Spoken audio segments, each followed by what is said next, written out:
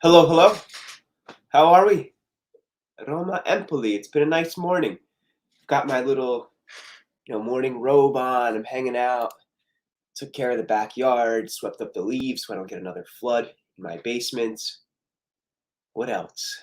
Saw my fiance leave for the city. I'm going out in a little bit too to watch.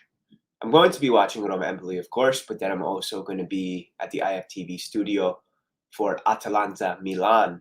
That's going to be a good one. What else?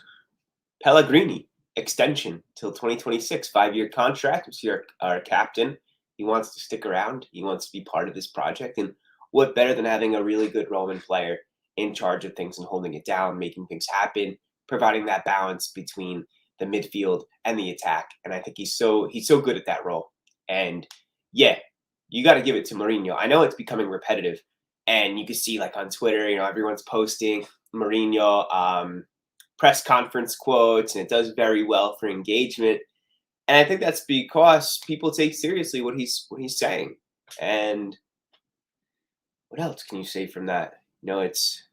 It's time for hard work. Empoli's not going to be a slouch. This Tuscan side is annoying to me because they're constantly up and down, and you don't see a long-term project coming out of them. They have an older stadium, if also a beautiful, but like a relic of a stadium, not modern. Empoli is a small little town, not too far outside of Florence, about an hour west, and they don't reinvest. They're always hovering. They go down to Serie B. They're back in 2 years max, and they just kind of linger. They're never getting better, and it's one of the reasons why I believe Serie A should be down to 18 teams instead of 20. However, in their past two matches against Cagliari, 2-0, and then against Bologna, 4-0. I'm sorry, 4-2. And that team beat Lazio. I'm going to double check that. Serie A scores. Yes, Bologna beat Lazio today, 3-0 in Bologna, and there was a red card to Acerbi. That's a nice one. Get us back there. And yeah, they let in 4 goals, Bologna. That same team who scored 3 let in 4 against Empoli. So we could see from the press conference yesterday, this is one of the quotes. We know Empoli, how they like to play. We know that they've put in more crosses than anyone in Serie A after 6 games, and that they've had the second most shots from outside the area. That sounds like a dangerous team to me. That doesn't sound like one where you're just assuming that you're going to go in and take 3 points. And if you are assuming that, it can come back to bite you. So can't take concentration off today just because it's a smaller fish. I would like to see Darbo get the start. Let's see what the previews are saying. I use a website called Sports Mole. They're pretty good. Sometimes they lose track of like historical context. Like for instance, they said Andrea Azzoli wasn't proudly remembered after his short tenure in Rome. Like that. Well, that wasn't the issue. Andrea Azzoli came in as I think called a traghetto, a ferry. Someone to take us across in a time where we needed it. And then we got a new coach. May have been Rudy Garcia. It slips my mind at this moment who he was caretaking for after who was fired. Anyway, Patricio, Karsdorp, Mancini, Ibanez, Vigna. I would love to see Smalling in there, man. Mancini, Ibanez is the same tandem that started for the Derby, and we know how that went. So I would like to see Smalling get back in there and assume his place, man. Like, we invested a lot in him, and he's got to find fitness, not just for himself, but his team needs him. Vigna out on the left. I'm not sure how I feel about giving Calafiori a little bit more time. I think he's a really good player, and I don't know if he just deserves to be on the bench at this point. Not to take away from Vigna, who's been decent. Cristante, Veretout. I'm wondering if Cristante is going to go out for Darbo. I would like to see that. I think it's just a more balanced midfield, probably for Cristante. And you got to keep Veretout in there because he's been great. Out on the right, Zaniolo. Z-Man's going to get that. He's not Z-Man. That's Zlatan. Celebrating his 40th today. Zani, as they call him. Pellegrini back from his red card suspension. Mkhitaryan on the left. But I think I think El Shaarawy gets the start today. Abraham at center forward. Empoli, Vicario, Stojanovic, Romagnoli, Viti, Marchizza in the back. And then Haas, Ricci, came from Roma, Brandinelli, Bairami. Pinamonti up top with Di Francesco. Interesting. Di Francesco's son's actually a pretty good player, as is Pinamonti, on loan from Inter.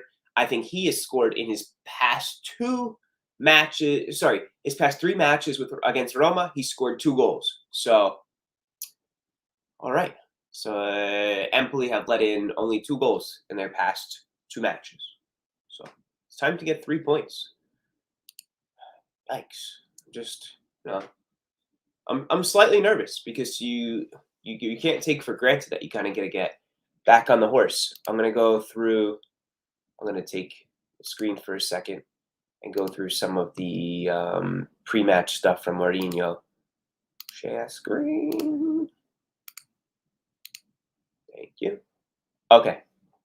Where are we? Good. So he was asked, you've already said on a few occasions that Italian football has changed, that it's more attack-minded and ambitious now. But the teams ahead of you in the table have all conceded fewer goals, most notably Napoli and AC Milan. So what's the right balance?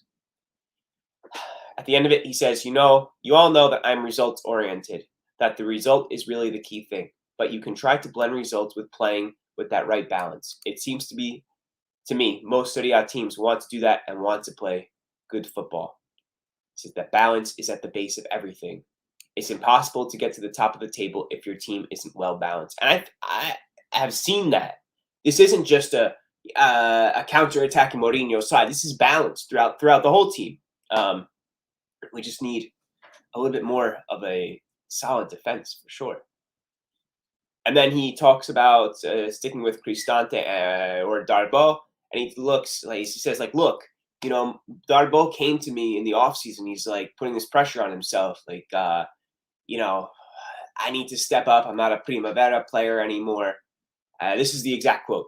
I'm not a youngster from the Primavera anymore. I'm one of those with expectations and responsibility on myself. And he says he was one of those putting a bit of additional pressure on things. It's a good thing. It's also a bad thing that he, if he feels too nervous, if you feel nervous, you could make mistakes. You can get it too far into your head. So he just needs to play the way that he knows how. Because he's a great, great young player. I love Darboe. In fact, the next day or two, I'm going to have an article about him coming out. Not for Roma, but for my personal website. And he talks about, not wanting to comment on Zaniolo and Mancini not being called up to the national team. And Empoli have conceded fewer shots on target this season than Roma. And he says it's the easiest things to do is to defend. Attacking is the hard part. It's like if you want to just, put 8 guys and then 2 strikers out there, yeah, sure. It's pretty easy to teach. So he says he doesn't want to comment on his friend Spalletti and his comments towards the national team duty.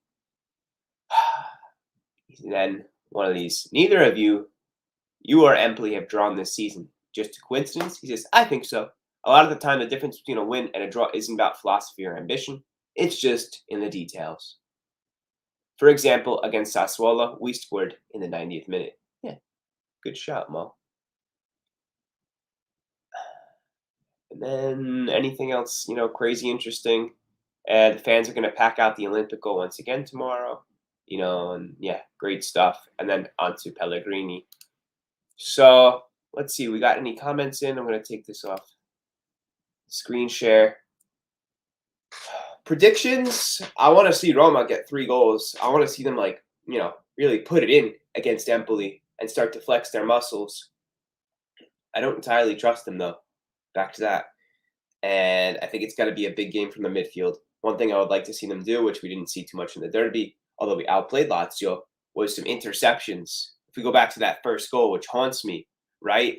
Cristante or Venetu, I'm not sure which one it was. That ball goes from the center of the pitch, and it's a dagger, and it's taken in by Immobile, who then lays it off, and he makes the run. I'm sorry, or maybe Savic. Savic makes the run, and he scores. That type of ball is so dangerous through the center of the pitch. It just allows so much build-up play. So I think that's one area that we could really work on today. Otherwise, That's it for me. I'll see you for post match sometime tonight. Thanks, guys.